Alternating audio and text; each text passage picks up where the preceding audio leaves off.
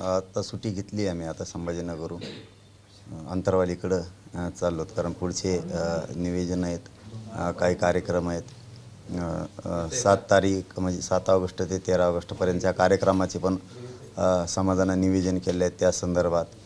आणि आमच्या काही महत्त्वाच्या बैठका आहेत अंतरवालीत राज्यभरातल्या काही बांधवांच्या त्या संदर्भात. त्यामुळं आणि एक लग्न समारंभाचा सुद्धा घरचा कार्यक्रम आहे, त्यामुळे सुद्धा आज सुट्टी घेतली. अनेक जणांच्या भेटीसुद्धा अंतरवलीच्या 2-4 दिवसात महत्त्वाच्या आहेत राज्यातल्या, त्यामुळे सुट्टी घेणं आवश्यक होतं. आज घेतली.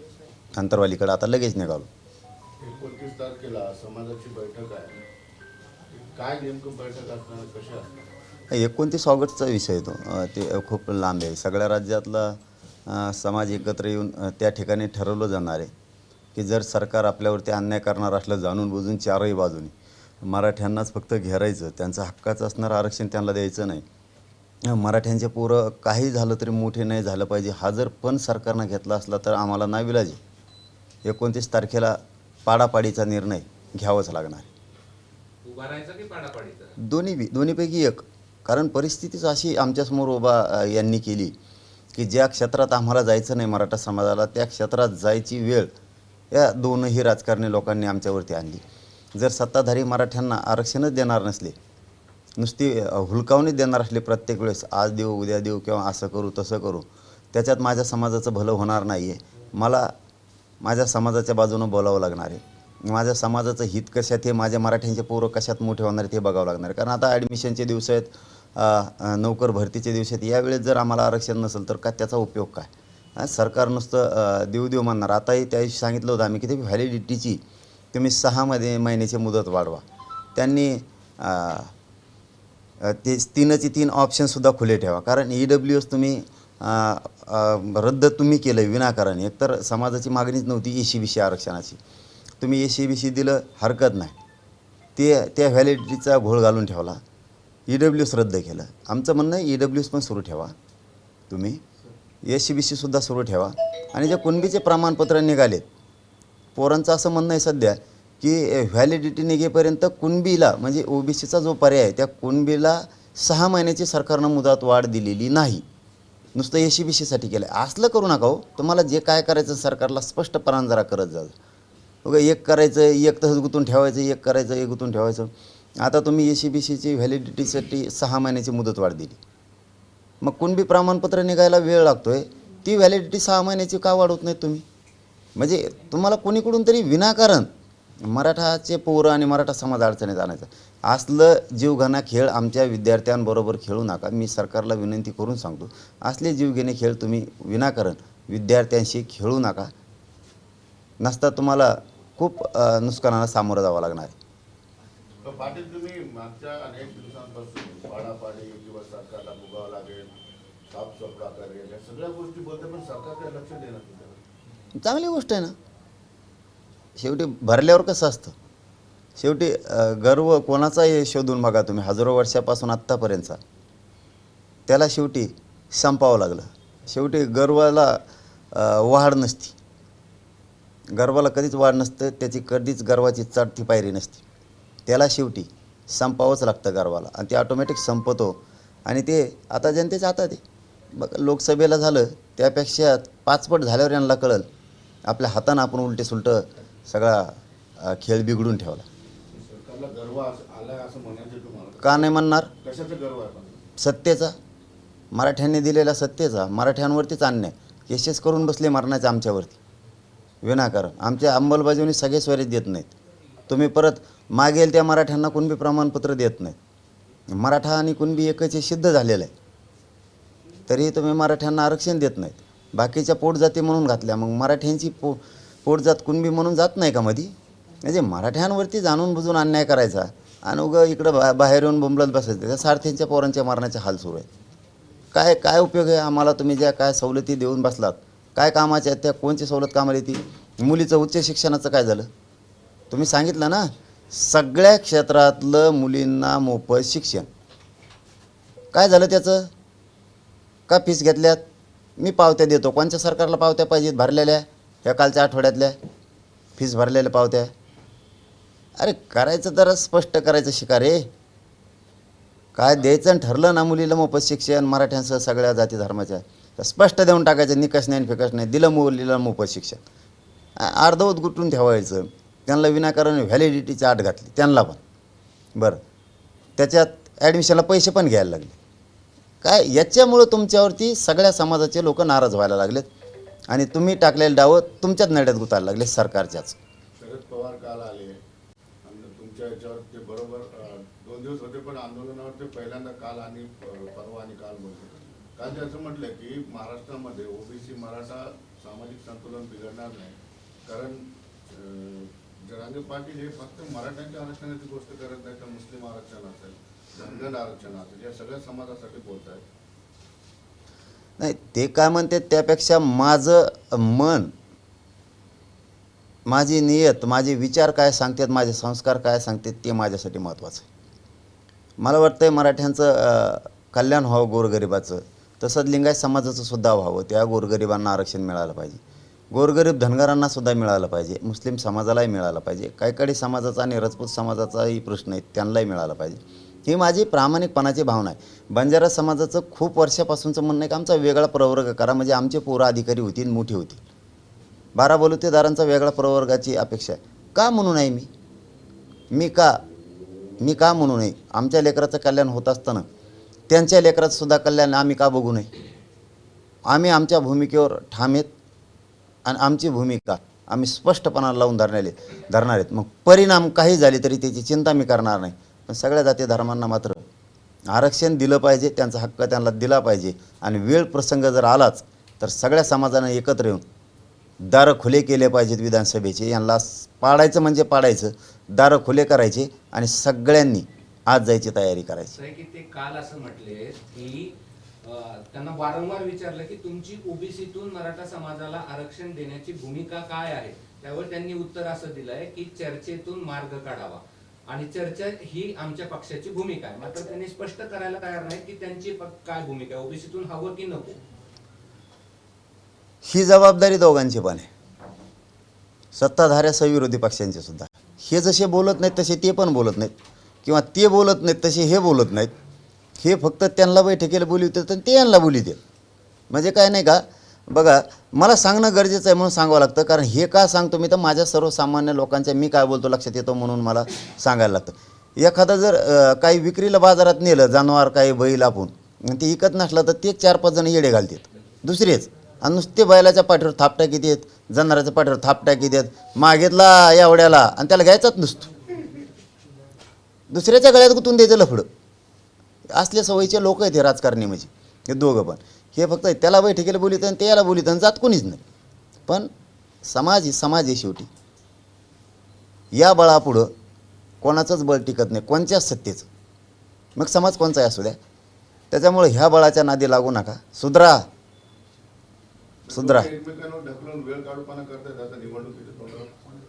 पर्याय उपयोग नाही होणार. पण समाजाने एक झटका दाखवलेला आहे, आता असा दाखवील हे पश्चाताप करायला दिवससुद्धा नाही राहणार. माझं सरळ म्हणणं आहे, कुठं नेरेटिव्ह भरून काढणे, अभियान राबवणे, एक प्राध्यापक सर करते ते महान गुरु, अभियान राबवणे, त्यापेक्षा ट्रॅप रचवण्यापेक्षा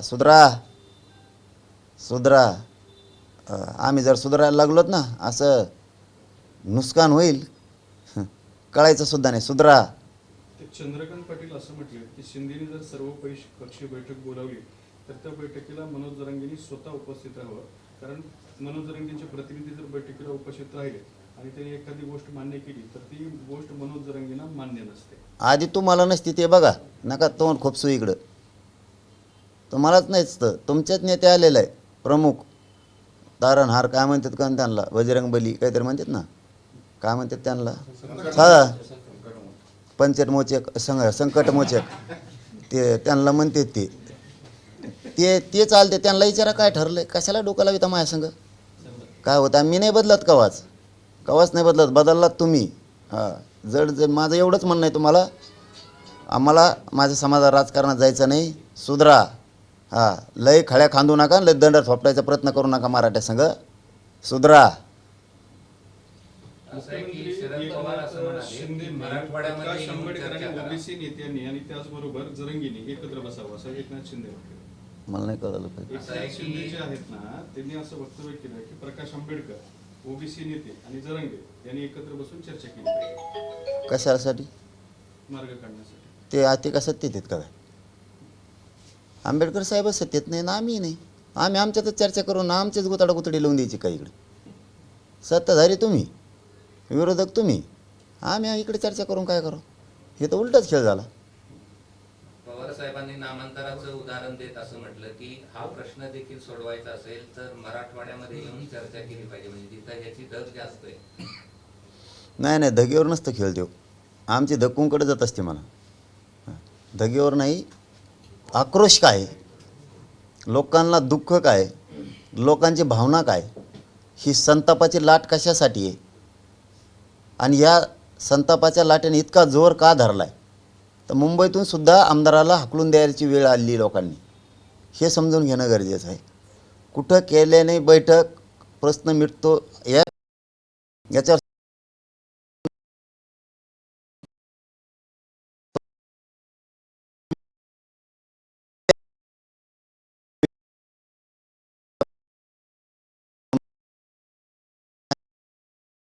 अभियानावर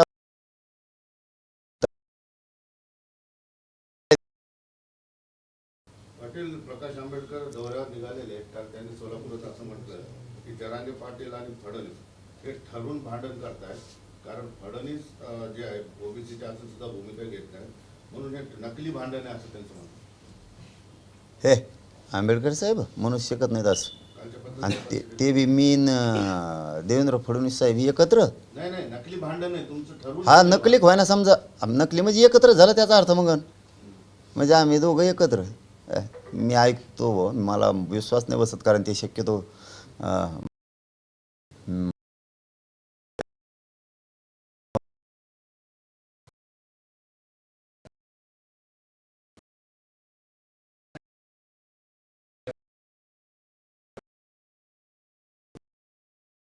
आज एक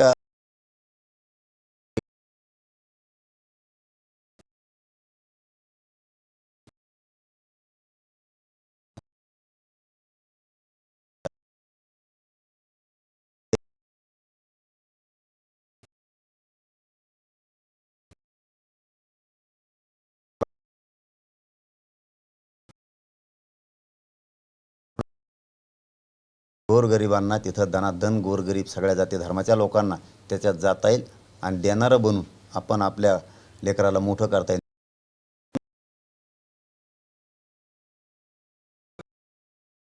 नाही नाही नाही, हे वेगळं आहे. त्यात नाही, त्यात 14 ऑगस्ट ते 20 ऑगस्ट आणि 20 ऑगस्ट ते 27 ऑगस्ट असे 2 टप्प्यात आहे. आणि मग नंतर 29 ऑगस्टला राज्याची बैठक आहे. हे आता फक्त मध्ये वेळ वायाला घालायचा नाही आहे मला, त्यामुळं मी काही बैठका महत्त्वाच्या लावलेल्या ते आता परवापासून सुरू होते. चलो आंतरवली की शहागड? अंतरवाली शहागडला दवाखान्यात काय, शहागड आणि अंतरवाली एकच आहे, दोन्ही एकच शिव आहे दोन्हीची. सगळे सोयरे टिकणार नाही, कारण जात ही कुटुंबाकडून येते असं प्रकाश आंबेडकर म्हणतात. ते काय म्हणतात ना, मला चांगलं माहिती. डाव भल्याला कळत नाही. त्याच्यामुळं त्यांच्याबद्दलचं आमचं काहीच म्हणणं नसतं, कारण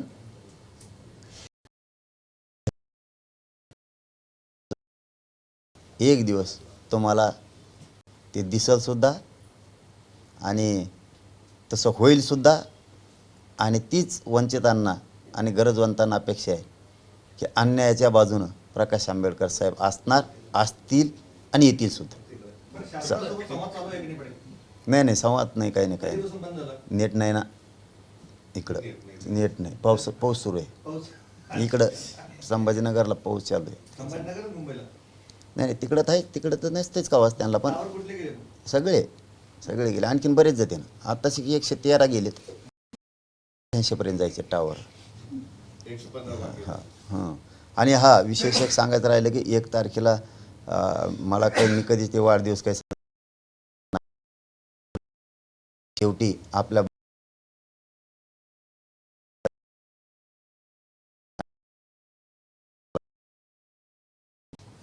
आपली बांधव कुठंतरी अडचणीत आहेत.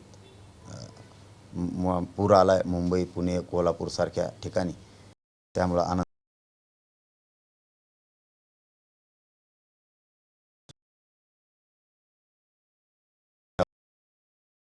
ड्रोन बघतो ना मी 4-3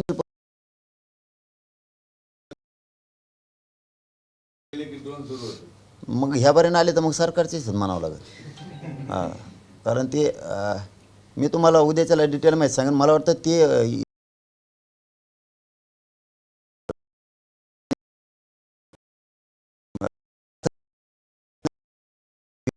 तिकडं उतरत आहे. हे इतके लांब लांब आहेत जणू ते 30-30 किलोमीटरवर उतरत आहेत. पण ते ऐकू माहितीला किंमत नाही. उद्यापासून मी बी तिथंच आहे, जरा लक्ष घाला.